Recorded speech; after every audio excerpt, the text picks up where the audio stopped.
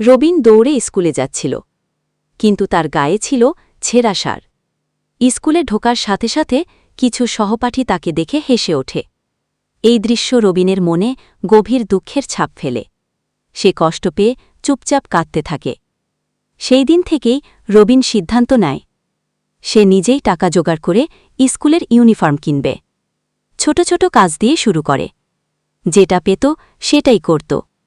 মালবাহী কাজ, দোকানে কাজ, পত্রিকা বেলি, কিছু না কিছু করে কষ্ট করে টাকা জমাতে থাকে। দিনরাত পরিশ্রম করে অবশেষে রবিন অনেক টাকা জমাতে পারে। সেদিন রবিনের মুখে ছিল এক চিলতে আনন্দের হাসি। সে দৌড়ে যায় দোকানে, কিনে আনে একজোড়া নতুন ইউনিফর্ম। পরদিন সকালে রবিন হাসিমুখে ইউনিফর্ম পরে স্কুলে আসে। তাকে দেখে তার সেই সহপাঠীরাও অবাক হয়ে তাকিয়ে থাকে। গল্পটি ভালো লাগলে লাইক, কমেন্ট, সাবস্ক্রাইব করে বেল আইকনটি অন করে পাশে থাকবেন। ধন্যবাদ।